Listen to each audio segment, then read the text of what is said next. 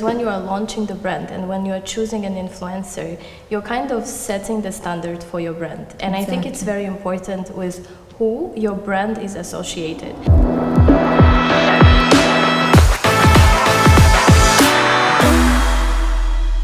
Hello everyone and welcome to the first episode of Influencer Insider. This is Jinan and Genevieve. You can call me Jenny. From Starfish Agency. In this podcast, we'll be diving deep into influencer marketing, giving you an inside look into our world. Our first guest for today is Tatiana Shin from Etat Pur.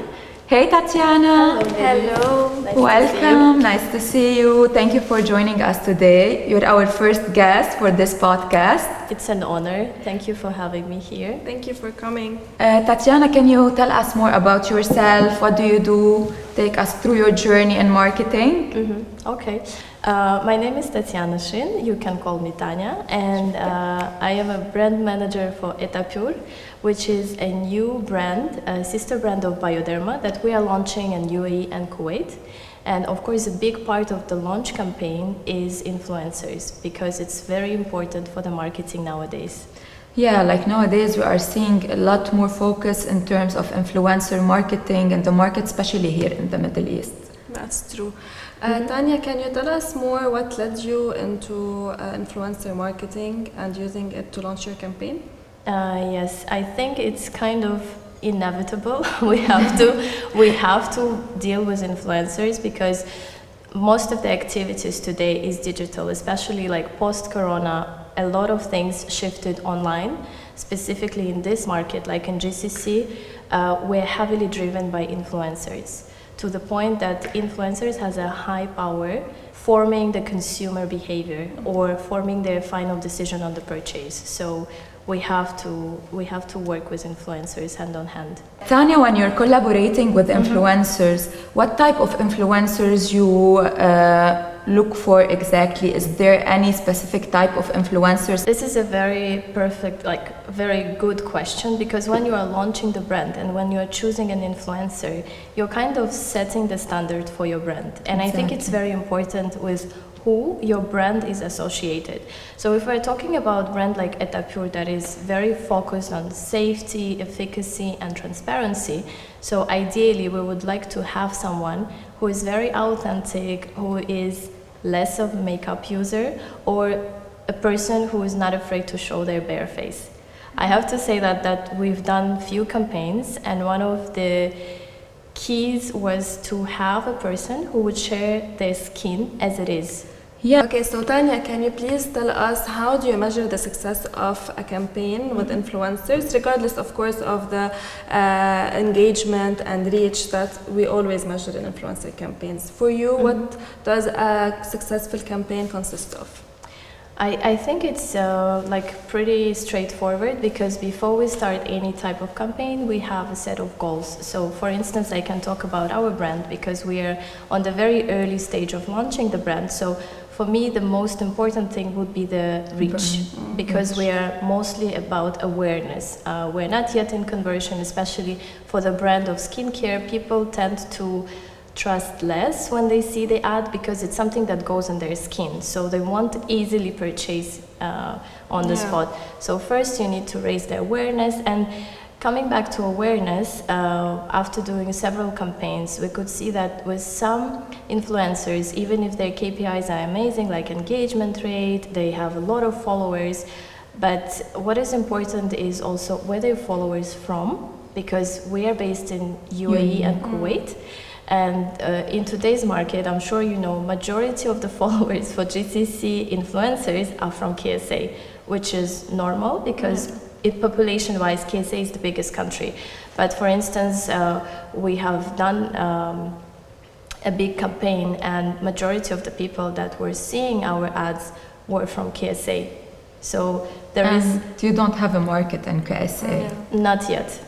So this thing is very important, like where your followers from, and also to see. Sometimes we get a lot of DMs after campaign where people are literally asking, where can I buy your product? I think this is also powerful. Yeah, like in terms of collaborating with influencers, based on your previous experience, on your previous influencer marketing campaigns, What performed better, like dealing with micro-influencers or macro-influencers? I would say that in terms of awareness, because my goal is awareness still, I would prefer to work with the bigger influencers. Tanya, for influencers looking to collaborate with skincare and beauty brands, what is your advice to them? Number one, I would say to be more open. And when I say open, again, transparency is a big thing for me personally as a brand manager, because I had seen that now there is a trend that influencers are hiding their likes and comments. And that is normal. I understand why they do that, because usually for the branded content, engagement rate is always lower, but we're aware of that. But if we're working with someone, especially on the long term, I would prefer to have someone who is transparent about their performance. And then again, this is not for everyone, but someone who is willing to show their real skin. So Tanya, my next question is about collaborating with agencies. So as you know, you can collaborate with influencers directly. However, you and a lot of brands go through agencies to collaborate with influencers. Can you tell us more why you do that? Yes, of course, because you guys handle a lot of headache. Yeah. And I think you know what I'm talking about. So first of all, I think agencies have a bigger pool of influencers. This is number one. And number two, again, I'm talking from the perspective of the brand who just starts. In comparison to Bioderma, for instance, where the brand is well known, influencers are more keen to collaborate. While it's a new brand, it's still like, as an agency, you have more negotiation power because you have several brands in hands, so they can, if they work with you directly, they could have not only one brand, but maybe 3 or 4 or 5. So this is where agencies come as help to brands. I have one more question to Yes. you. We've noticed that you also are a content creator. Yeah, I've seen your videos on TikTok. They went viral. Yes, so that was a very sudden and interesting journey for myself. I've been on TikTok for more than 3 years, like just the silly videos and stuff. And then once I saw a video about emotions that was really helpful for myself, and I reposted it on Instagram. So If you're feeling pain, yeah. how does it start? If you feel it in your heart, it's anger, and so on and so forth. If I feel it in my stomach, It's mostly anxiety. Yeah. Or if I feel it in my Shoulders? shoulders, it's the burden. Yeah. burden, I feel it in my shoulder. I guess you all feel it in the If I'm in shoulder. love, In the heart, in your heart. if I feel it in my heart. Yeah. So how was this experience? Well, it was quite an interesting experience because today with these 2 videos on TikTok, I have 1.5 million, 1.7.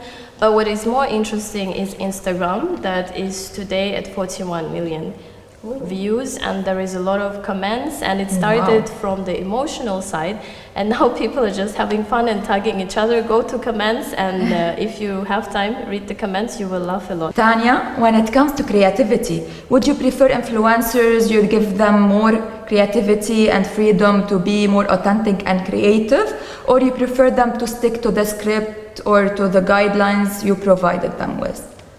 I would say we give freedom for the creativity, but of course there are certain things that has to be respected, because when you are representing a brand, there is a storytelling that you have to follow. Let's say if it's about purity, they have to wear white, nails has to be done. Nude. I'm an aesthetic person, so for me Yeah, details are focus on important. details.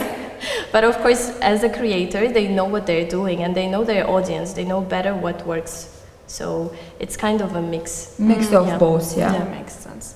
Okay, Tanya, so our last question is, do you think that every brand needs to do influencer marketing, or do you think it's something that is not necessary for every brand out there? I would say that from the professional point of view, it depends on the brand strategy, because if they're completely offline, then of course they don't need to go online. And the reason why influencers are working so well, it's because you get to reach to so much more and broader audience with influencers than with the typical marketing channels. So it's really up to them to measure what is effective, but in GCC it's very strong. The influencers' power is very strong. Okay, Tanya, so these were all of our questions. Thank you so much for coming. Thank you for the insights and all the information you gave us. And if you'd like to say final words to our audience, please go ahead. I would like to thank you for having me. It was a real pleasure. And Starfish, an amazing agency. They're very flexible, always there for you. So that's all I can say. Thank you so much, Tanya, for joining us today. It was a real pleasure. Thank you guys for watching Influencer Insider, and see you on the next episode. Bye. Bye.